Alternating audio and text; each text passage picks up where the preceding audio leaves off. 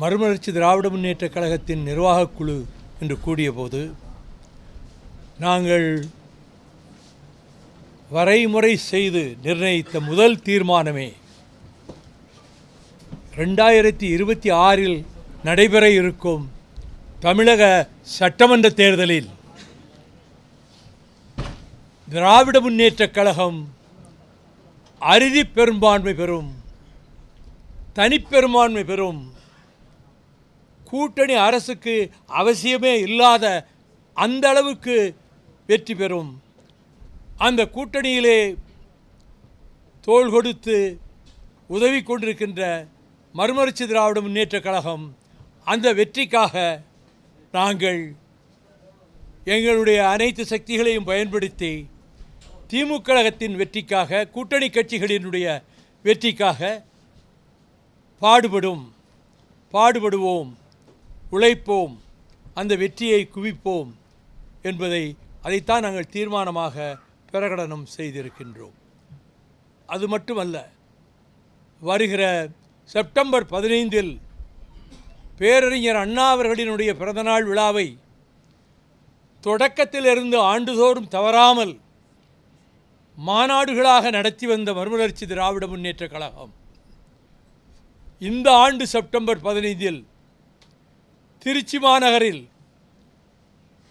அந்த மாநில மாநாட்டை நடத்துவதென்றும், அந்த மாநில மாநாட்டுக்கு ஆயத்தப்படுத்துகின்ற வகையில் தமிழகத்தை 7 மண்டலங்களாக பிரித்து அந்த மண்டலங்களில் நாளை மறுநாள் 1ஆம் தேதி முதல் கொண்டு செயல் வீரர்கள் கூட்டங்களை ஒவ்வொரு மண்டலத்திலும் 5 மாவட்டம், 6 மாவட்டம் அல்லது 7 மாவட்டம் இருக்கும்.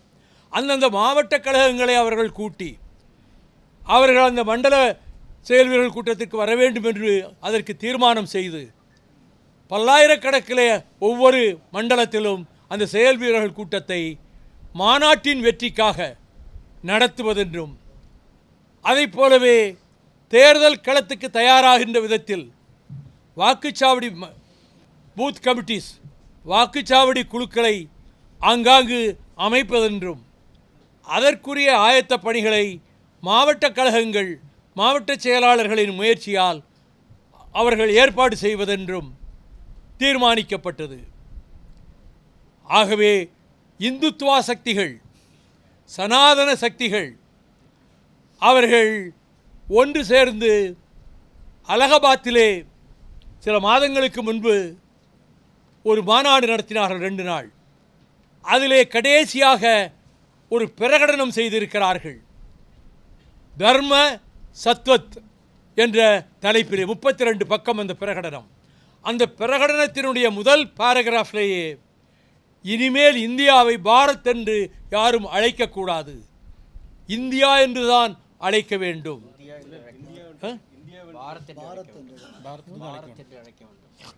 இந்தியா என்று அழைக்கக்கூடாது, பாரத் என்றுதான் அழைக்க வேண்டும் என்று இதுவரை இருந்து வருகிற இந்தியா என்ற பெயரை அடியோடு நீக்குவதென்று அவர்கள் அந்த பிரகடனத்தினுடைய முதல் பாராவிலேயே சொல்லியிருக்கிறார்கள்.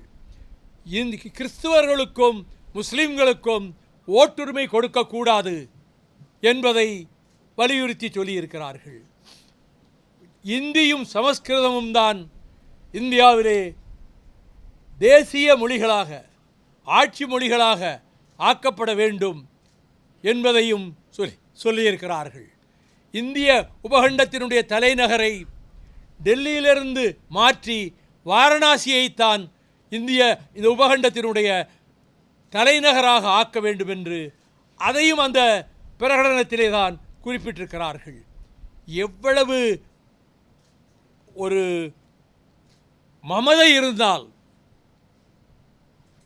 100 ஆண்டுகளாக இந்தியா என்று அழைக்கப்பட்ட ஒரு நிலப்பரப்பை அதை பாரத் என்று தான் அழைக்க வேண்டும் என்று சொல்வதும், தலைநகரை மாற்ற வேண்டும் என்று சொல்வதும், முஸ்லிம்களுக்கும் கிறிஸ்தவர்களுக்கும் ஓட்டுரிமை கொடுக்கப்பட மாட்டாது என்று சொல்வதும், மதச்சார்பின்மை என்ற கொள்கையை முழுமையாக நிராகரிப்பது என்பதும், இப்பொழுது அதனை ஒட்டி அந்த ஆர்எஸ்எஸ் அமைப்பில் மதச்சார்பின்மை, சோசியலிசம் இந்த வார்த்தைகளெல்லாம் அரசியல் சட்டத்தினுடைய முகப்புறையிலோ வேறு எந்த இடத்திலோ இடம்பெறக்கூடாது என்று தீர்மானம் நிறைவேற்றியிருக்கிறார்கள்.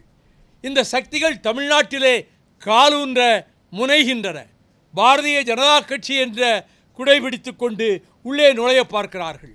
நான் நாடாளுமன்றத்திலேயே அமித்ஷா உட்கார்ந்திருக்கும் போதே அங்கே இந்தி வெறியிலே ஒருவர் பேசிக்கொண்டிருந்த போது நான் எழுந்து சொன்னேன், இந்தியை ஒருபோதும் தமிழ்நாட்டுக்குள் அனுமதிக்க மாட்டோம். ரத்தம் சிந்தி ஒரு மொழி புரட்சியை நடத்தி லட்சக்கணக்கான தோழர்கள் தியாகம் செய்து இந்தியை வரவழையாமல் இருமொழி திட்டத்தை பேரறிஞர் அண்ணா அவர்கள் அறிவித்து இருக்கக்கூடிய நிலையில் அவர்கள் நீங்கள் உள்ளே வர முடியாது என்று நான் சொன்னேன். அதை மறுத்து இந்தியிலே அவர் அந்த உறுப்பினர் பேசினார். உன்னுடைய இந்தி குதிரைக்காரன் பாஷை எனக்கு புரியவில்லை, அதனுடைய அர்த்தமும் தெரியாது. எங்கள் செந்தமிழ் மொழியினுடைய முழக்கத்தை கேட்கிறாயா? எப்பக்கம் வந்து புகுந்து விடும் இந்தி தனை பட்டாளம் கூட்டி வரும். அற்பம் என்போம் அந்த இந்தி தனை கண்ணம் கிளிபட நேரும். கட்டாய இந்தியை வெட்டி புதைப்போம் என்று சொல்லிவிட்டு மீண்டும் தொடர்ந்து ஆங்கிலத்திலே நான் இந்தியை ஒருபோதும் தமிழகம் ஏற்காதென்றேன். இப்பொழுது மராட்டியம் தீர்மானித்து விட்டது. மகாராஷ்டிரம் அங்கே சிவசேனாவும் நிர்மான் சேனா அந்த குடும்பத்திலிருந்து பிரிந்து போய் தனி அமைப்பை அமைத்தினாரே அவரும் 2 பேரும் சேர்ந்து அங்கே மகாராஷ்டிரத்திலே இந்தி கூடாது என்ற பேரணியை நடத்த இருக்கிறார்கள். இதுவரை எதிரெதிராக இருந்த அந்த 2 கட்சிகளும் சிவசேனாவும் நவநிர்மாண் சபை 2 கட்சிகளும் சேர்ந்து நடத்தப் போகின்றன. சரத் பவாரும் அதை ஆதரித்து பேசியிருக்கிறார். எனவே மராட்டியம் இந்தி உள்ளே நுழையக்கூடாது என்கிறது. கர்நாடகமும் அதே முடிவுக்கு வந்து தீர்மானம் போட்டிருக்கிறது. கேரளத்திலும் இந்தி கூடாது என்ற முடிவுக்கு அமைச்சரவை வந்திருக்கிறது. மேற்கு வங்காளத்திலும் இந்தி எதிர்ப்பு கடுமையாக வளர்ந்து விட்டது. பஞ்சாப் மாநிலம் ஏற்கனவே இந்தியை எதிர்த்தவர்கள் இப்பொழுது மிக தீவிரமாக எதிர்க்க தொடங்கிவிட்டார்கள். ஜம்மு காஷ்மீரிலும் இதுதான் நிலைமை. வடகிழக்கு எல்லை மாகாணங்கள் ஆங்கிலத்தைத்தான் ஆட்சி மொழியாக கொண்டிருக்கின்றன. அவர்கள் மாநிலங்களில் அவர்கள் இந்தியை ஏற்கனவே தடுத்து விட்டார்கள். ஆட்சி மொழியாக ஆங்கிலத்தை ஏற்றுக்கொண்டார்கள். எனவே இந்தி எதிர்ப்பு என்பது தமிழகத்திலே இருந்து கனன்று எழுந்தது 30களிலே. அதற்கு தமிழறிஞர்கள் மறைமலை அடிகளார் போன்ற தமிழறிஞர்கள், தந்தை பெரியார், அதை போல சுதார்த்த பாரதியார் இவர்களெல்லாம் இந்தியை எதிர்த்தார்கள். அறிஞர் அண்ணாவும் தந்தை பெரியாரும் மாநாடுகள் நடத்தினார்கள் இந்தியை எதிர்த்து. 38லே தாளமுத்து நடராசன் இந்திய எதிர்ப்பு போராட்டத்திலே கைது செய்யப்பட்டு காராகிரகத்திலே வைக்கப்பட்டு 2 பேரும் உயிர் நீத்தார்கள். தாளமுத்து நடராசன் மாளிகை என்று கலைஞர் அவர்கள் பின்னாலே அந்த அரச மாளிகைக்கு தாளமுத்து நடராசன் மாளிகை என்று பெயர் சூட்டினார். எனவே எண்ணற்றவர்கள் தியாகம் செய்து சிவலிங்கம் சின்னச்சாமி, அரங்கநாதன் ஆசிரியர் வீரப்பன், கீரனூர் முத்து, சத்தியமங்கலம் முத்து, பீளமேடு தண்டபாணி, மாயவரம் சாரங்கபாணி இந்தியை எதிர்த்து தீக்குளித்து மடிந்தார்கள். ஒரு மொழிக்காக தீக்குளித்த வரலாறு தமிழ்நாடன்றி உலகில் எங்கும் ஏற்பட்டதில்லை. ஒரு மொழியை எதிர்க்கிறார்கள் என்றாலும் அவர்கள் வேறு நாடுகளிலே லத்தீன், கிரேக்கம் அவற்றை எதிர்த்து போராட்டங்கள் பல நாடுகள், ஐரோப்பிய நாடுகளிலே நடந்தாலும் கூட மொழி புரட்சியில் தீக்குளித்த வரலாறு தம்முடைய செந்தமிழ் நாட்டுக்கு மட்டும்தான்.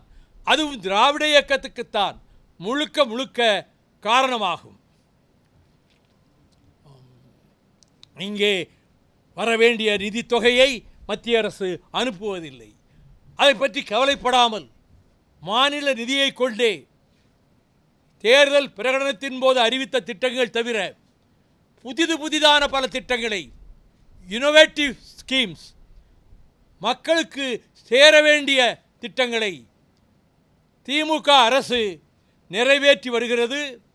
முதலமைச்சர் அருமை சகோதரர் தளபதி ஸ்டாலின் அதை தொடங்கி வைக்கிறார். ஒவ்வொரு இடத்துக்கும் சென்று தாய்மார்கள் முழுக்க முழுக்க பேருந்துகளிலே டிக்கெட் இல்லாமல் பயணம் செய்யலாம், மாதம் 1000 ரூபாய் கொடுக்கப்படும் என்று சொன்னதற்கும், மாணவர்களுக்கு, கல்லூரி செல்பவர்களுக்கு மாதம் உதவித்தொகை அளிக்கப்படும் என்பதும் பெண்கள், தாய்மார்கள், அன்னையருடைய ஆதரவை பெருமளவிலே திராவிட முன்னேற்றக் கழகத்திற்கு திரட்டி தந்திருக்கிறது. எனவே வாக்கு வங்கியிலே சம பகுதியாக இருப்பவர்கள் பெண்கள், கொஞ்சம் அதிகமாக கூட இருப்பார்கள் ஆண்களை விட.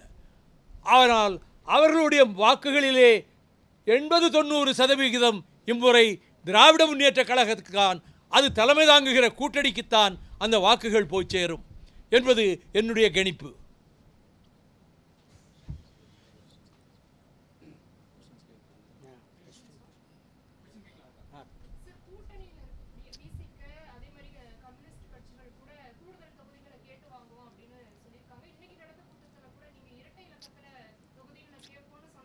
நான் சொல்லவே இல்லையே.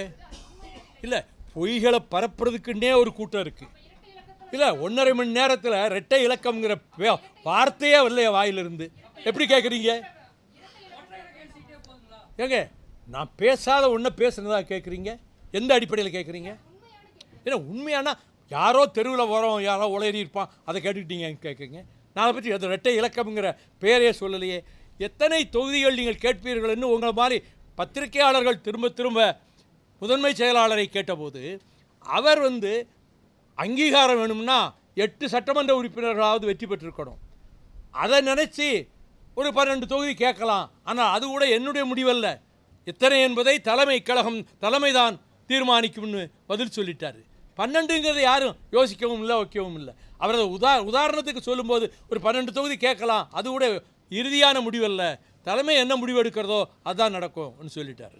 அது இரட்டை. ஒரே நிமிஷம் சகோதரியோட கேள்விக்கு பதில் வேற क्वेश्चंस நீங்க எதுவும் எலாபரேட் பண்ணி சொல்றேன் நான்.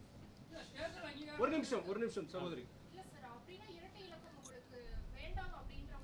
நீங்களா கற்பனை பண்றீங்களா? இது உங்க கற்பனையா? இரட்டை இலக்கம் வேண்டாம் நீங்க சொல்றீங்களா? நான் சொன்ன பிறகு எதுக்கா அந்த கேள்வி எதையும் கேட்குறீங்க? I am very sorry about you. அதாவது இதே மாதிரி பத்திரிகையாளர் சந்திப்பு திருச்சியில் அப்போ கிட்டத்தட்ட ஒரு 40-50 பிரஸ் வந்திருக்கிறாங்க. அதில் ஒரு பத்திரிகையாளர் குறிப்பாக கேட்குறாரு, நீங்கள் காங்கிரஸ் இயக்கம், பொது உடைமை இயக்கங்கள், விசிகா எல்லாருமே போன தடவை போட்டி போட்டதோட அதிகமான தொகுதியில் கேட்குறாங்க, அந்த எண்ணிக்கைகளை சொல்கிறாங்க. மதிமுக பொறுத்த வரைக்கும் உங்களுக்கும் அந்த அதிகமான தொகுதியில் நீங்கள் கேட்பீங்களான்னு கேட்குறாரு. நான் இப்போ சொல்கிறேன், அது அந்தந்த இயக்கங்களுடைய தொண்டர்கள், நிர்வாகிகளுடைய ஆசை.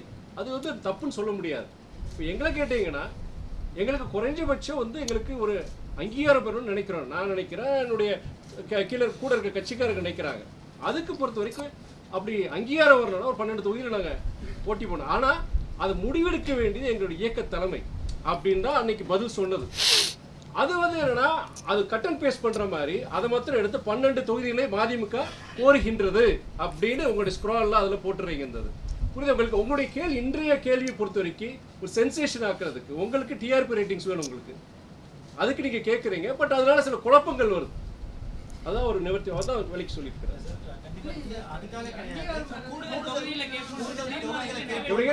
அப்படி ஒன்றும் தீர்மானம் போடலையே பொதுக்குழுவில். ஆமாம் 8 தொகுதியில் ஜெயிச்சா தான் அங்கீகாரம் கிடைக்கும். அதனால நாங்கள் அதை விட கூடுதலாக கேட்போங்கிற மனசில் சொன்னேன். அது எதுவும் கோரிக்கை வைக்கல, அதை பற்றி பேசவே இல்லை. நிர்வாக குழுவில் அதை பற்றி பேசவே இல்லை.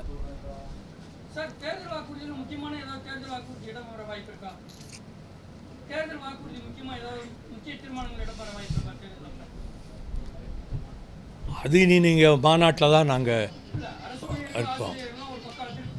அது நிறைய பிரச்சனைகள் இருக்குங்க. ஒரு அரசு இருந்தால் சில பிரச்சனைகள் இருக்கத்தான் செய்யும். எல்லாமே 100க்கு 100 எல்லாரையும் திருப்திப்படுத்திட முடியாது, எந்த ஆட்சி வந்தாலும். அதுபோல் இருக்கு. ஆனால் உடனுக்குடனே அதுக்கு ஒரு பரிகாரம் கண்டு, அதுக்கு ஒரு தீர்வு கண்டு முடிவெடுத்துக்கிறது திமுக அரசு.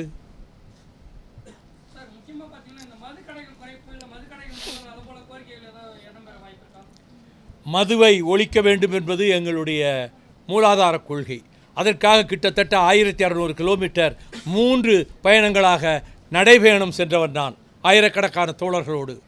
எங்கள் கிராமத்தில் டாஸ்மாக் கடையை கூடாது என்று ஊராட்சி மன்றத்தில் தீர்மானம் போட்டு, ஆனால் அந்த கடையை நடந்து கொண்டிருந்த காரணத்தால் அந்த கடை உடைக்கப்பட்டு அங்கிருந்த விஸ்கி பாட்டில் ரம் பாட்டில் எல்லாத்தையும் எடுத்து ரோட்டில் போட்டு கொளுத்திட்டு எல்லா பத்திரிகைகளையும் முதல் பக்கத்தில் செய்தி.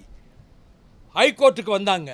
ஹைகோர்ட் சொல்லிருச்சு, அவங்க ஊர் மக்களும் ஊராட்சி மன்றமும் எடுத்த முடிவு சரியானது தான், இதிலே நாங்கள் தலையிட மாட்டோம், அது டாஸ்மாக் கடையை மூடியது தான் சொல்லி ஹைகோர்ட் தீர்ப்பு கொடுத்தது. உடனே உச்சநீதிமன்றத்துக்கு அதிமுக அரசு சென்றது.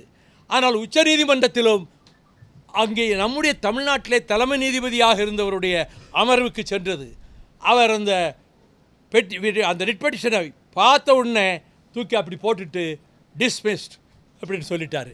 அதனால் எங்கள் ஊரில் டாஸ்மாக் கடையை ஊர் மக்களும் ஊராட்சியும் சேர்ந்து அகற்றியது நிலை பெற்று விட்டது. அதாவது அதிலேயே 150 பேர் மேலே கேஸ் போட்டு என்னையும் மேலேயும் கேஸ் போட்டு அவங்க இருக்க, அது மாதிரியான சூழ்நிலையில் இந்த ஊர்லேயாவது நாங்கள் செய்ய போகிறோம், நீங்கள் வாங்கன்னா நான் போவேன்.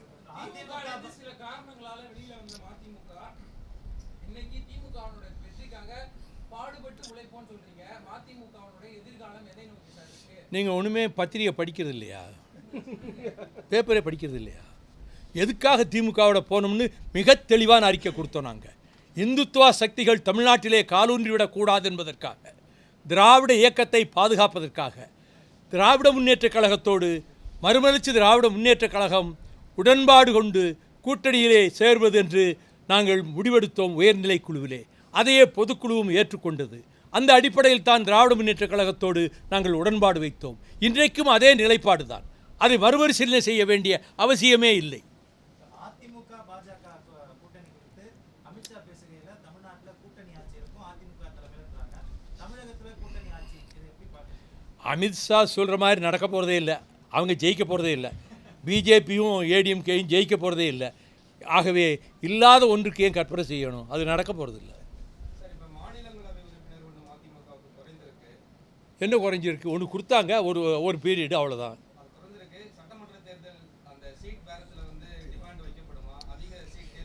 இதெல்லாங்க தேர்தல் வரும்போது கூட்டணியில் பேச வேண்டிய பேச்சு. அதையெல்லாம் இப்போயே என் நண்பர்களே உங்கள்கிட்ட சொல்ல முடியுமா? எல்லாம் அதெல்லாம் ஒரு விரக்தியிலும் இல்லை. நாங்கள் எல்லா கட்டங்களையும் கடந்து ஒரு தேர்தலையே புறக்கணித்தவங்க முழுமையாக.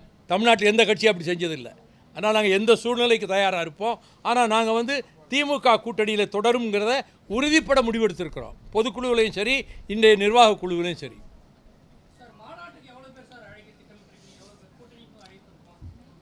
திருச்சி மாநாட்டில் 5 லட்சம் பேருக்கு குறையாமல் திரள்வார்கள் என்பது என்னுடைய எதிர்பார்ப்பு, நம்பிக்கை.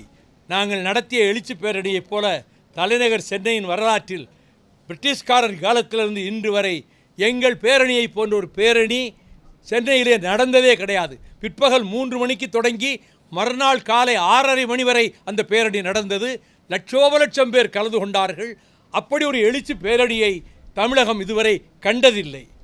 அப்போ இப்போ திருச்சி மாநாட்டிலையும் அதே போலத்தான். முதல் நாள் மாலையிலே ஹர்கிஷன் சிங் சுர்ஜித், மார்க்சிஸ்ட் கட்சியினுடைய அகில இந்திய செயலாளர், அவரும் அதை போல சங்கரையா அவர்களும் கம்யூனிஸ்ட் தலைவர்களும் கலந்து கொண்ட திருச்சி மாநாட்டில் அந்த ஊர்வலமும் முதல் நாள் மாலை 4 மணிக்கு தொடங்கி மறுநாள் காலை 7 மணி வரையிலும் நடந்தது. அவையெல்லாம் லட்சோபலட்சம் பேர் திரண்டு வந்தவர்கள். அது மட்டுமல்ல, நான் சுற்றுப்பயணம் போகிற போது, நான் திராவிட முன்னேற்றக் கழகத்தை விட்டு வெளியேற்றப்பட்டதற்கு பிறகு போகிற ஊர்களிலெல்லாம் 10,000 பேருக்கு குறையாமல் திரண்டார்கள். இரவு 12 மணி, 1 மணி, 2 மணிக்கெல்லாம் நான் பேசியிருக்கிறேன். அந்த கூட்டம் அப்படியே இருந்தது. அதுபோல ஒரு வரலாறு இனிமேல் அமையாது. அதை போலத்தான் தமிழ்நாட்டுக்காக ஸ்டெர்லைட் திட்டத்தை தொடக்கத்திலிருந்து எதிர்த்து நிறைய போராட்டங்கள் நடத்தி, பேரணிகள் நடத்தி, உண்ணாவிரதம் இருந்து, பிறகு ஹைகோர்ட்லேயே வழக்கு போட்டு, நானே போய் 7 மணி நேரம் வாதாடி, இங்கே இந்த உயர்நீதிமன்றம் ஸ்டெர்லைட்டை மூடச் சொல்லி தீர்ப்பளித்தது. அவர்கள் உச்சநீதிமன்றத்துக்கு சென்று அதற்கு தடையாணை வாங்கினார்கள். பிறகு உச்சநீதிமன்றத்துக்கு நானும் சென்றேன். அதற்கு பிறகு உச்சநீதிமன்றம் அவர்கள் ஹேரிங்டன் நாரிமன் அமர்விலே வந்தபோது அங்கும் நான் சென்று வாதாடினேன். அதற்கு பிறகு இங்கே சிவஞானம், பவானி சுப்பராயன் அமர்விலே அது நடந்த 3 மாதம் நடந்தது. அங்கும் போய் 2.5 மணி நேரம் நான் வாதாடினேன், ஸ்டெர்லைட் கூடாது என்பதற்காக. கடைசியிலே நிரந்தரமாக மூடச் சொல்லித்தான் ஒரு உயர்நீதிமன்றம் தீர்ப்பளித்தது. அந்த தீர்ப்பு நிலைநாட்டப்பட்டு விட்டது, செயல்படுத்தப்பட்டு விட்டது. அதே போலத்தான் நெய்வேலி நிலக்கரி சுரங்கத்தை தனியார்மயமாக்குவது என்று அவர்கள் முடிவெடுத்த போது, டிஸ்இன்வெஸ்ட்மெண்ட் பாலிசி வந்தபோது, இதோ பக்கத்திலே இருக்கக்கூடிய செந்தில் அதிபன் நெய்வேலியிலே அவர் பணியாற்றி கொண்டிருந்தார். 24 தொழிற்சங்கங்களுடைய கோரிக்கையை ஒரு மெமரண்டமாக தயாரித்து என்னிடம் கொடுத்தார். நான் அடல் பிஹாரி வாஜ்பாய் அவர்களிடம் போகும்போது, நாங்கள் கேபினெட்லேயே முடிவெடுத்துட்டோமே டிஸ்இன்வெஸ்ட்மெண்ட் பண்ணுறது, பங்குகளை விற்பதென்று, இப்போ வந்து கொடுக்குறீங்களே என்றார். நீங்கள் என் மீது எவ்வளவோ பாசம் வச்சுருக்கீங்க, பிரியம் வச்சுருக்கீங்க. பீகாரில் போய் என்னுடைய வளர்ப்பு மகனை போலன்னு சொன்னீங்க. நான் தமிழ்நாட்டுக்கு ஏதாவது உருப்படியாக செய்ய வேண்டாமா? இது வந்து எங்கள் மண், எங்கள் வியர்வை, எங்கள் இப்போ 20,000 தொழிலாளர்கள், அதை லாபகரமாக இயங்குகிற நட்சத்திர தகுதி பெற்ற பொதுத்துறை நிறுவனங்களில் NLCயும் ஒன்று. அதிலே போய் ஏன் விற்க ஆரம்பிக்கிறீர்கள்? வடநாட்டு பெருமுதலாளிகள் அதை வாங்கி கொண்டு போய் அவர்கள் வந்து இங்கே உட்கார்ந்து கொள்வார்கள். இதை எதிர்ப்பதை விட எங்களுக்கு என்ன வேலை? நீங்கள் இப்பொழுதாவது மதிமுக கோரிக்கையை நீங்கள் நிறைவேற்றினீர்கள் என்ற நிலையை உருவாக்கினால் என்ன என்று சொன்னவுடன் ஒரு 5 நிமிடம் யோசித்து கொண்டிருந்தவர், yes I agree with you Mister Vaiko, NLC will not be privatised என்று சொன்னார். நான் ப்ரெஸ்ஸுக்கு சொல்லலாமான்னு கேட்டேன். இங்கேருந்தே ஃபோன் போட்டு சொல்லுங்கன்னாரு. அவர் பக்கத்துலேருந்தே இண்டு ஆஃபீஸுக்கு ஃபோன் போட்டு நான் சொன்ன அதை பக்கத்தில் கட்டம் கட்டி போட்டாங்க. மறுநாள் இண்டுவில் NLC will not be ப்ரைவேட்டைஸ்ட், prime minister has assured Vaiko அப்படின்னு போட்டாங்க. அதுவும் நாங்கள் தமிழ்நாட்டுக்கு செய்தது தான். பெரியார் மையம் இடிக்கப்பட்ட போது டெல்லியிலே அண்ணன் வீரமணி மிகுந்த வேதனையோடு வந்தார். வாஜ்பாய் அவர்களிடம் அழைத்து சென்று, இவர்கள் தேர்தலில் போட்டியிடாத கட்சி திராவிடர் கழகம், நீங்கள் பெரியார் மையத்தை இடித்து விட்டீர்கள், தகர்த்து விட்டீர்கள், எல்லோருடைய நெஞ்சிலும் இடி விழுந்தது போல் இருக்கிறது. நீங்கள் அதற்கு பதிலாக பெரியார் மையத்தை எழுப்புவதற்கு தக்க இடத்தை நீங்கள் உடனே தேர்ந்தெடுத்து கொடுக்க வேண்டும் என்று சொன்னேன். உடனே அவர் அனந்தகுமார் அந்த துறை அமைச்சருக்கு தொலைபேசியிலே அழைத்து, வைகோ அண்ட் வீரமணி அவங்க வந்திருக்காங்க, உங்கள்கிட்ட அனுப்பி வைக்கிறோம், அவங்க எந்த இடம் கேட்குறாங்களோ நல்ல இடமா அந்த பெரியார் மையத்துக்கு, பெரியார் சென்டருக்கு கொடுங்கன்னு சொன்னார். அப்பல்லோ ஆஸ்பத்திரிக்கு பக்கத்திலேயே முன்பிருந்த இடத்தை விட நகரத்துக்கு நெருக்கமானதும் மிக முக்கியமானதுமான ஒரு பரந்த இடத்தை கொடுத்து, பல கோடி ரூபாய் மதிப்புள்ள இடத்தை குறைந்த பணத்தை செலவழித்தாலே அதை வாங்க முடியும் என்ற வகையிலே அந்த இடம் ஒதுக்கப்பட்டது. அதை செய்து கொடுத்தது மறுமலர்ச்சி திராவிட முன்னேற்ற கழகம்தான். அதை போல நியூட்ரினோ வந்தே தீரும் என்றார் பிரதமர் நம்முடைய நரேந்திர மோடி. அதை எதிர்த்து ஹைகோர்ட்டில் மதுரையில் வழக்கு தொடர்ந்து நானே சென்று வாதாடி அங்கே தீர்ப்பு பெற்றோம். தடை செய்யப்படுகிறது, இப்பொழுது அதை நிறைவேற்றக்கூடாது என்று. அந்த தீர்ப்பு 3.5 வருடங்களாக அப்படியே இருக்கிறது. அதற்கும் போராடி தீர்ப்பு பெற்றது மறுமலர்ச்சி திராவிட முன்னேற்ற கழகம்தான். ஆகவே நாங்கள் பெரிய அளவிலே வெற்றி பெற்று ஆட்சி பொறுப்புக்கு வராவிட்டாலும் தமிழ்நாட்டினுடைய அடிப்படை தேவைகளுக்கு, முக்கிய பிரச்சனைகளுக்கு நாங்கள் போராடி வெற்றி பெற்றிருக்கிறோம். அதற்கு நியூட்ரினோ, ஸ்டெர்லைட், முல்லை பெரியார், அதற்கு வருடக்கணக்கிலே போராடினேன் நான். கடைசியில் 1,00,000 பேர் திரண்ட ஒரு பெரும் பேரணியை கம்பத்திலிருந்து கூடலூர் வரை நடத்தினோம். அதற்கு நடைபயணமும் நான் சென்றேன். ஆக முல்லை பெரியாரை பாதுகாக்க முன்வந்து போராடிய ஒரே கட்சி மறுமலர்ச்சி திராவிட முன்னேற்ற கழகம்தான். ஆகவே தமிழகத்தின் தேவைகளுக்காக அணு உலை கூடம் கூடாது கூடங்குளத்திலே என்று அங்கே இடிந்தகரையிலே அங்கே உள்ள ஆடவரும் பெண்டிரும் 1.5 வருடம் போராட்டம் நடத்திய போது 3 முறை அங்கே சென்று அந்த போராட்டத்திலே கலந்து கொண்டவன் தான் நான். ஆகவே தமிழகத்தினுடைய அடிப்படை உரிமைகளை காக்கவும் வாழ்வாதாரங்களை காக்கவும் எங்கள் கடமையை, மறுமலர்ச்சி திமுக செய்ய வேண்டிய கடமையை முறையாக செய்து ஓரளவு அனைத்து திட்டங்களிலுமே நாங்கள் வெற்றி பெற்றிருக்கிறோம்.